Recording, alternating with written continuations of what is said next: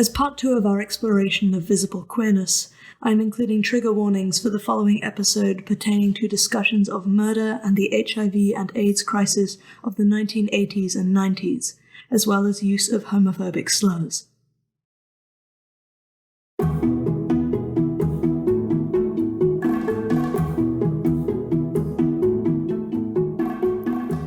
What do we mean when we talk about aesthetics?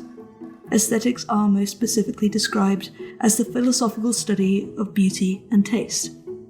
In more general terms, the term aesthetic has come to represent the artistic and spiritual merits of an object, an individual, or a collective. So when we strip it down to its bare bones, applying the matter of aesthetics to the political resistance and activism of the queer community in the Western world over the last 40 and 50 years, what does that activism physically look like? What materials, visual styles has it utilized? When we think of the Stonewall riots and the subsequent first ever Pride March, we think of the brave drag queens and trans women, decked from head to toe in jewellery and stereotypically feminine attire which so beautifully juxtaposes, complements the aggression with which they confronted the police who sought to arrest them for their gender or sexuality on that famous night. As Paul Preciado wrote in Testo Junkie, Sex, Drugs and Biopolitics in the Pharmacopornographic, the real or imagined power of femininity and or sexuality can be used to both excite and trouble an audience. So our question is, how has that which we have been an audience to, over these many years of queer activism, excited and troubled communities into action? What are the aesthetics of political resistance? Welcome to episode 3 of Slash Queer. You're here with me, your host, Georgie Williams. When art and political resistance intersect, we come to understand how visual mediums can be used to harness social power and politically disrupt spaces. And so much of queer history is inextricably tied to matters of social power and social disruption, with good reason. This was another subject which I had the good fortune to discuss with Gary Wasdin, the executive director of the Leather Archives and Museum in Chicago, who was one of the interviewees with whom I discussed queer kinship back in episode 2. Gary was more than happy to address one of the most well-known examples of queer resistance and activism, the response to the HIV and AIDS crisis of the 1980s and 1990s. How were the leather and kink communities tied into political resistance in the 20th century and the turn of the 21st century?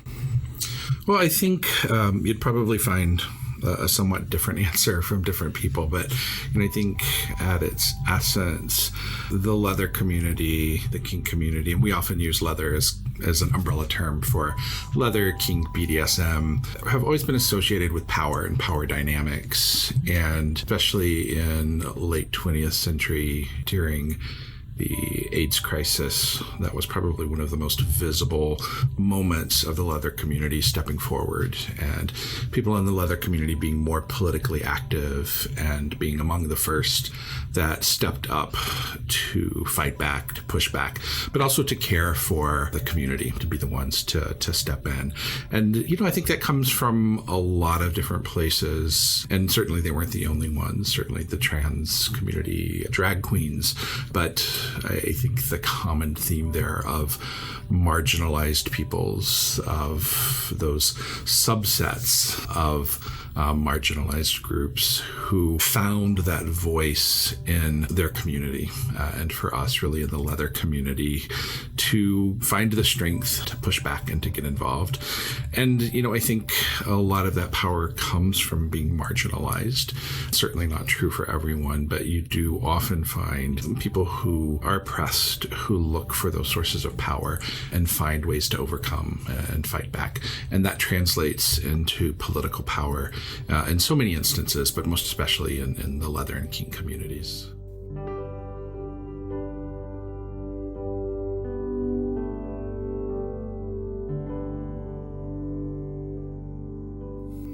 do you personally feel explains this intersection of kink communities and political activism, aside from what we've already covered? I think the intersection that we see between leather kink and political power is really that need for a voice and that need for space in the conversation.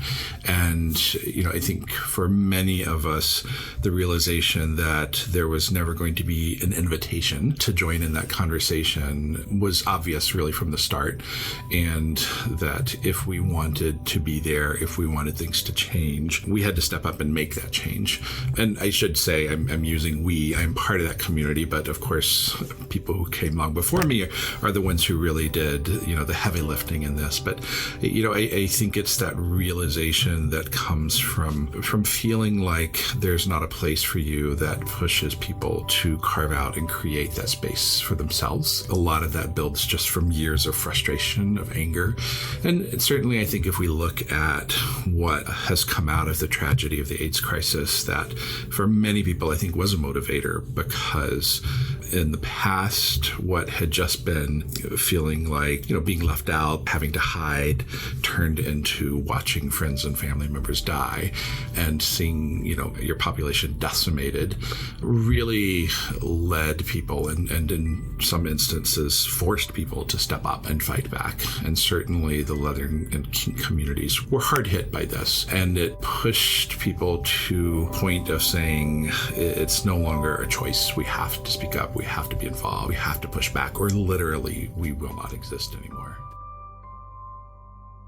Given that we were in the leather archives, which, as I mentioned in episode 2, is an umbrella term that also includes the kink and BDSM community, I felt that if anyone could explain the role of materials in queer activism, it was Gary.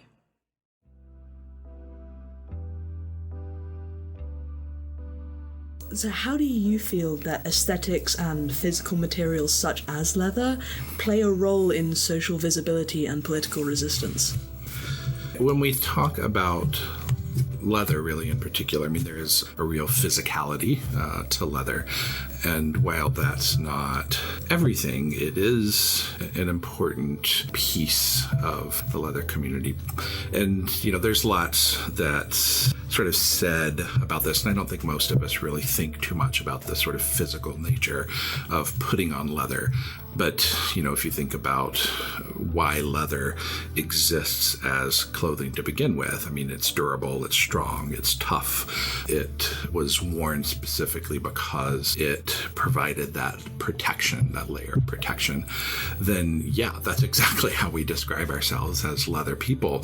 So you see that there is kind of represented in the physical artifact of leather, in many ways, a sort of summary of how we describe ourselves as leather people.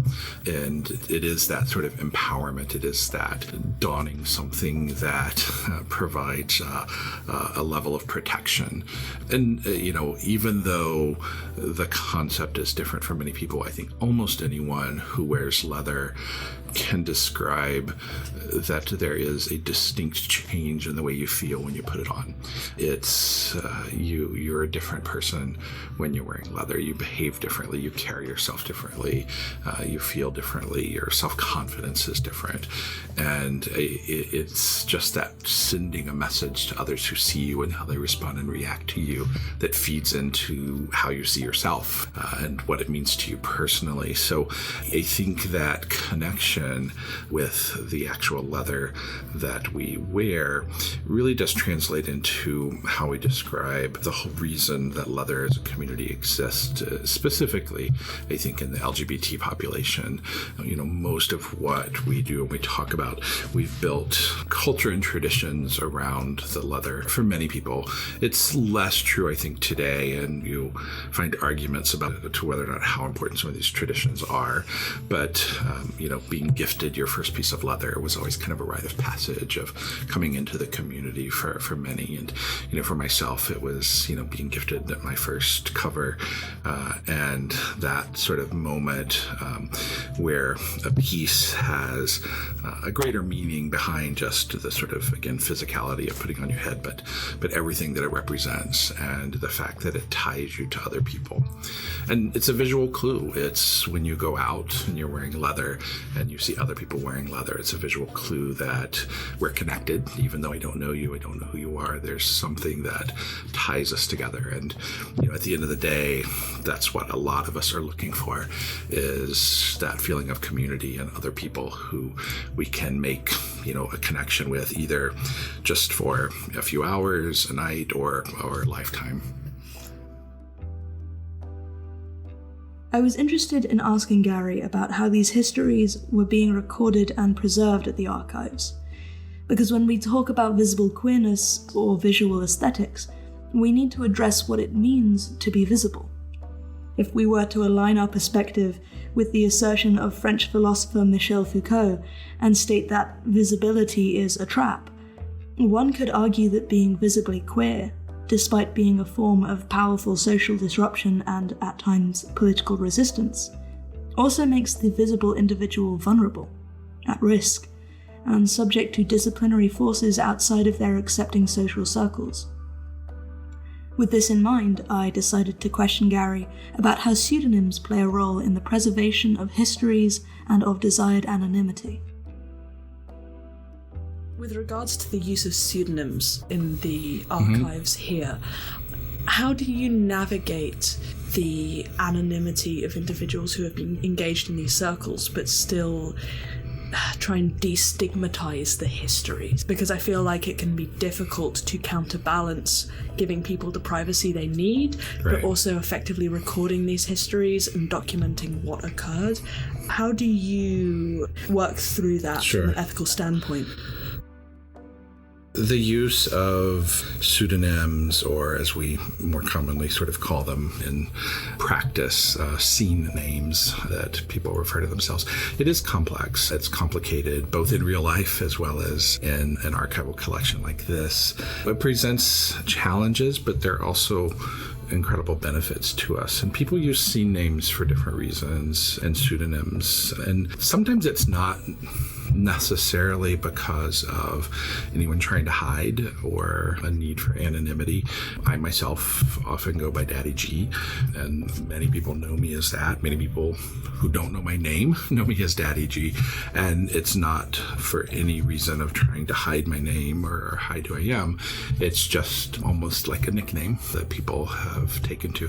And there are many people like that in leather and kink who use a scene name that they feel better describes their personality, their style, their interests, or whatever. And it just becomes the name they're known by. People do go by many names, and people know others by multiple names. In the case of the archives, and from a researcher standpoint, it's both respecting the names that people wish to use and wish to identify with, first and foremost, and those that wish to remain anonymous. And this is true to some extent in any archive, in any research collection. It just tends to be a little more prevalent in collections like the Leather Archives and Museum, just because of the content, and because there is a stigma still that's associated for many people who are part of these communities. Anything to do with non-normative sexual behavior is still somewhat taboo in our world today. And many of the people who have a need to be anonymous, to remain anonymous, do so just for their own protection, either for career or family, for whatever reason, just don't feel safe being identified as part of this. So I think first and foremost is we have to accept that point blank. If the most important thing is for the collections to be preserved and saved and housed here at the archives, and if that is a necessary step in making that happen, then we accept it without question. Usually, of course, there's a time limit on that to provide an opportunity in the future when that is no longer necessary. That gives us at least something down the road, usually past the person's death, plus a certain number number of years to when things can become more publicly known or not have to be redacted in many instances. Apart from that, with much of it, it's a sort of complex juggle, and the impetus is really on researchers to understand the need for that and to find ways to work with that. And the best that we can offer is figuring out where it matters and where it doesn't. Telling someone's story and learning about someone's life experiences is valuable, even if you don't know that last little piece of information of their name and who they were. At the same time, as the world changes, we do see less of that now, and the slow acceptance of kink, leather, BDSM, and the role that it plays in people's lives does at least help people make that choice a little more easily about their need for anonymity. At the end of the day, as with all of this, it's likely something that's going to be around for most of our lifetimes, because it's the world is not changing that rapidly. I mean, if you look even at just vanilla LGBT, we still have people that are not comfortable coming out, and then coming out not just as queer, but queer and kinky is just another layer of difficulty. So yeah, it can be immensely challenging. We encourage people, especially researchers who are coming in, to find ways to incorporate that into their research and to look at, understand, and appreciate kind of why that's important. Interestingly enough for us, where we probably see the most anonymity is in the straight and pan kink communities, because for so many of them, in our collections, the Leather Archives and Museum is of course across all sexualities, but in the straight and pan communities, many of them are parents and have kids, and they have never had that sort of coming out experience. And so for them, the stakes are quite different, and they even, just in kind of recording the events that they hold, they're quite different. And there's a cloak of anonymity amongst themselves that's even more shrouded in secrecy. Queer-centric political resistance does, of course, present itself in aesthetics beyond those commonly associated with kink and BDSM circles. Gary notes the history of drag queens engaging in activism during the AIDS crisis, and this engagement is one of a multitude of examples demonstrating the enduring and pervasive nature of political critique and resistance within the art of drag. Drag is inherently disruptive. Visually, it challenges notions of gender, sexuality, and even class, and, when done respectfully, race. Drag artists use their bodies as canvases which are not blank, cannot be blank, due to the imposition of gender and sexual norms, to subvert, query, and confront the expectations we place upon said bodies. At its very core is the ability for drag artists to varying degrees, create discomfort. Just as an effective comedian knows how to generate and dispel tension within a crowd, drag artists can invite or diffuse discomfort, if they wish to do so. It is with this power and social influence that it becomes evident how drag can and has played a crucial role in a myriad of social justice movements throughout the 20th and 21st century. When I originally talked to Sister Roma, the international ambassador for drag activist group the Sisters of Perpetual Indulgence, as part of episode 2, I wanted to satisfy a personal curiosity I had about how the visual presentation of the sisters was received by wider society. For those of you who are curious about this presentation, please visit the /queer gallery for this episode, where I will be sharing pictures of some of the sisters in action, as well as of Sister Roma herself.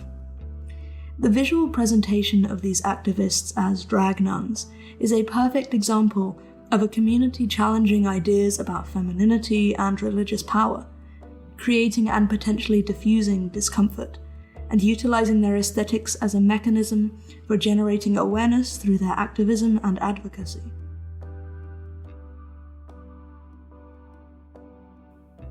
The religious aspect of the sisters, how do people receive that? Do you feel like there has been a perspective shift with regards to that over the years? Do you face any hostility with regards to that, or do people receive it quite well?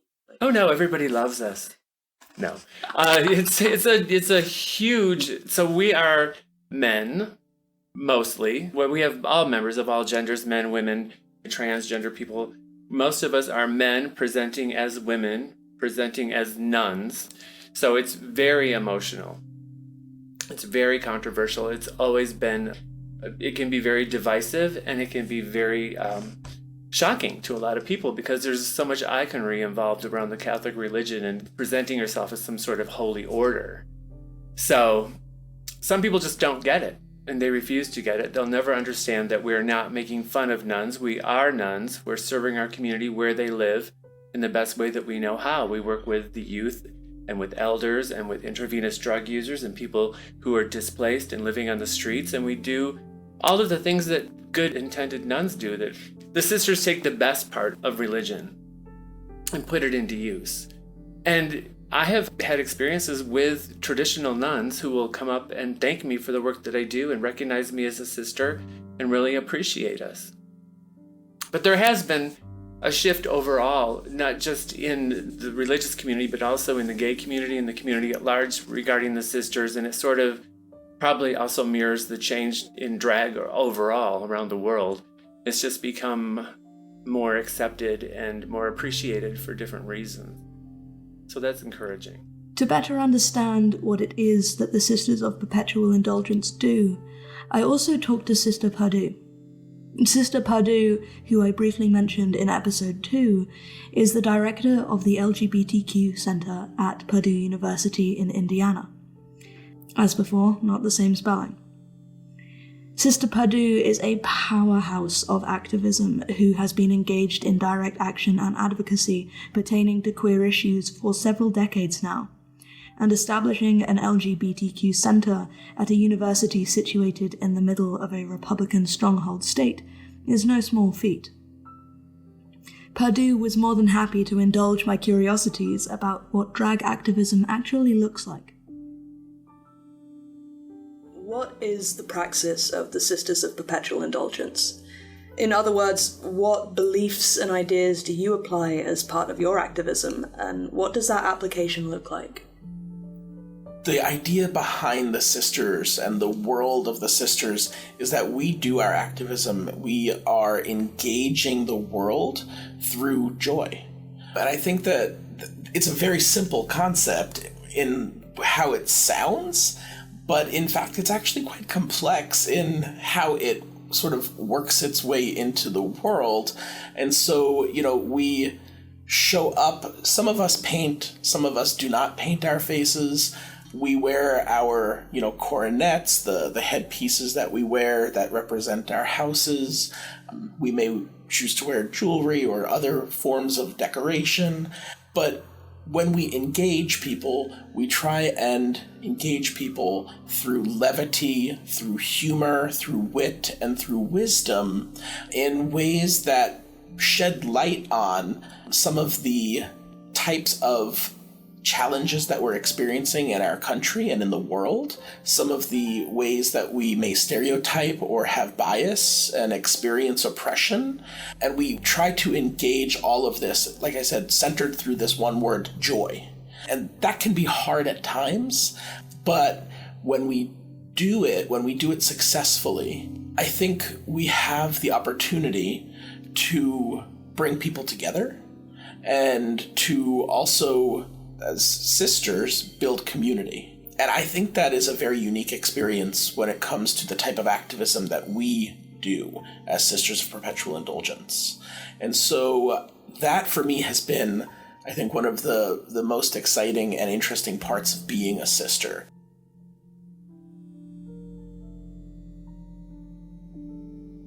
How have you seen drag be utilized in activism? What do you feel the art of drag brings with regards to direct action and the incitement of political change? As somebody who uses drag in my activism, we talk about it as an opportunity for us to reflect the beauty of the communities that we serve, to reflect the beauty of the diversity in the world around us. So people come up to us all the time and say, "Oh, sisters, you're beautiful, sister." And it gives us the chance to turn that compliment back onto the world that we are working within and to say, well, we are a reflection of you. We are a reflection of the people who we are working with and working for. And I think that that is very powerful, and it causes people to stop for a moment because they may not be thinking that that's going to be the response they're going to receive. It causes them to smile. It causes them to have a moment of joy, right? It goes back to that joy for a second. I think that I can take a further step back and take a moment to think of ourselves as sort of these cosmic clowns, and a historical perspective too, where, you know, if you look at the idea of a clown or a jester in society, right? And not all of us are funny inherently or are trying to be. But the reality is when we put on these faces, or when we put on drag, whatever drag means to us, it empowers us to be a character in our society that can potentially call out something that is happening, something that is going wrong in society. So in the old courts in Europe, the court jester, right, played the role of not just sort of the comic and the idiot, but they also had the ability to speak truth to power in a way that nobody else in the court could do. They could say things and get away with saying things because they did so through the mechanism of theater and spectacle. And that's what we're doing in the same way in the 21st century as these radical queer nuns that we are as Sisters of Perpetual Indulgence.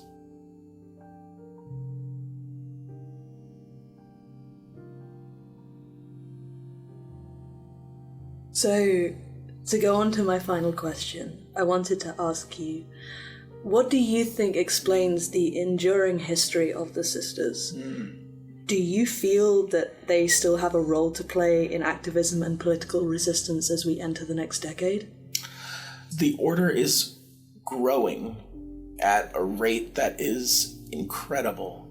And so I am very inspired by the legacy and the enduring role that we are, right? Because we are not history. We are contemporary. We are at a point in time where we are nearing, right now, 50 houses in North America, and we're in more than a dozen countries worldwide, and there are sisters all over. I have the great fortune of being what we call a sister without borders. So a sister who connects with sisters all over the world, whether that be physically by visiting other sisters in other houses, or using the power of social media to make connections or facilitate connections, but also highlight the good work that sisters are doing. And I think actually that social media is enabling the work of drag activists like us to be seen and be heard in new ways that 40 years ago, when the sisters were founded, we could have never imagined.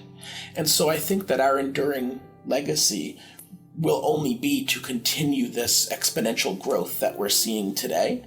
And there will only be more drag activists in the world. So I'm thrilled that we will see continued growth and international presence, and we'll see different ways and forms of the utilization of joy and the utilization of drag to speak truth to power. Given our national landscape, and just speaking about the United States right now, given our national landscape, given where we're seeing politics at the moment, this is a time where the opportunity to have people who can speak out, or who feel like they have a space, or who can hold space, I should say, where others may not feel safe to do so. I think it's incumbent upon us to speak more. And so I am actually really inspired by the fact that we're seeing houses come out more and more in this time period. It seems like, in fact, during trying times, more houses are born. And so that brings me great joy. And so I believe that this is the time for drag activism. And we will only see this future be brighter and more glitter filled, and more glitter blessings will happen all across the world.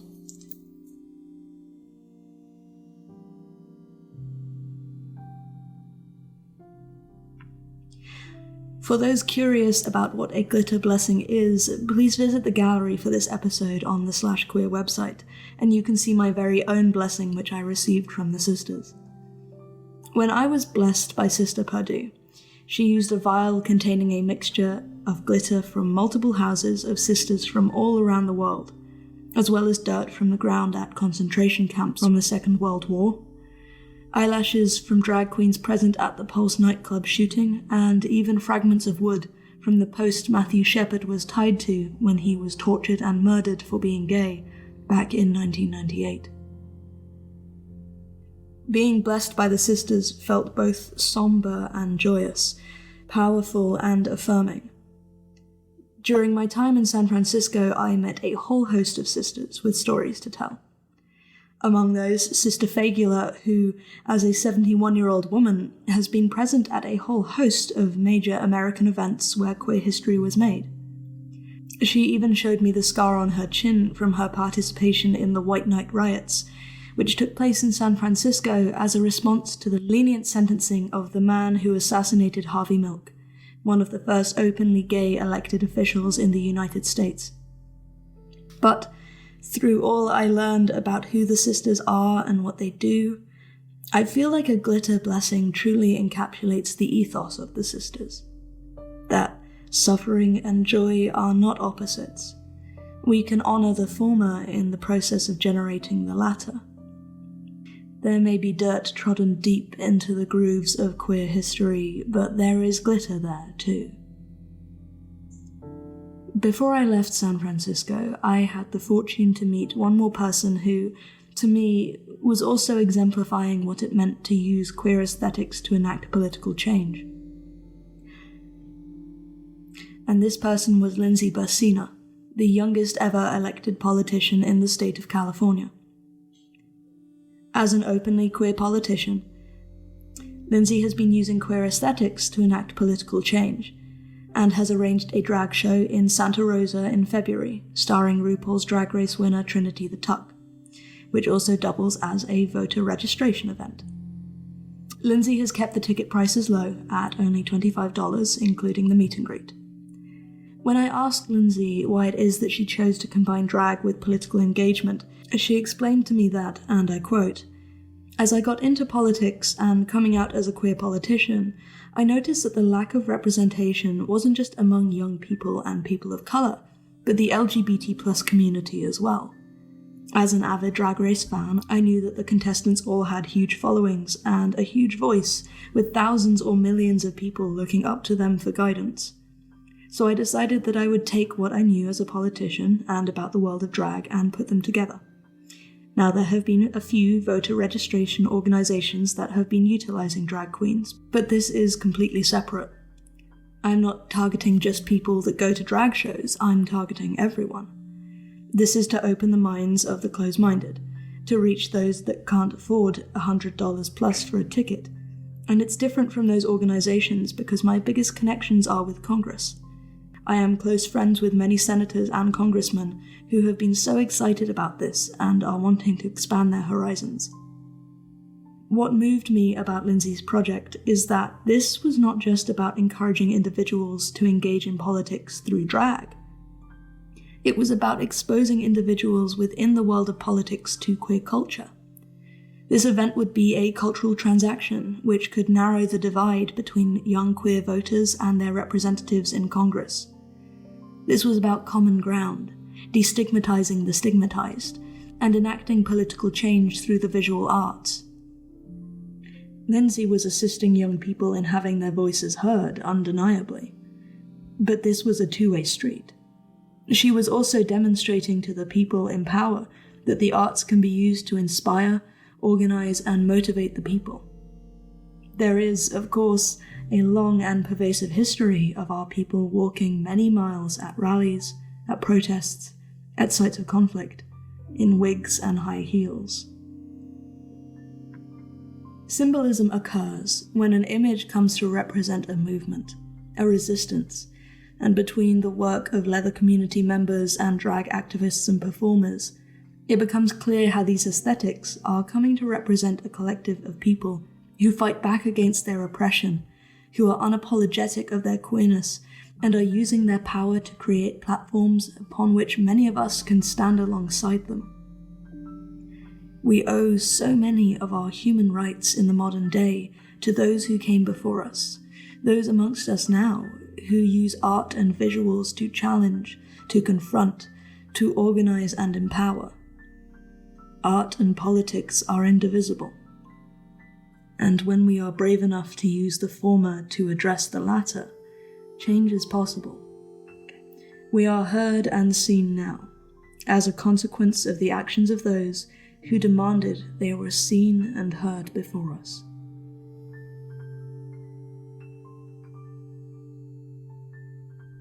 This episode of the /Queer podcast was edited by Charles Mackinson, produced with the help of Lauren Tweedy, and scripted and presented by me, Georgie Williams.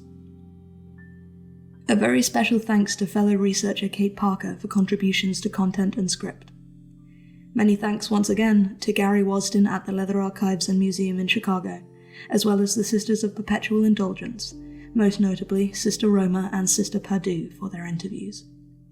Many thanks also to Lindsay Bursina, otherwise known as the People's Candidate.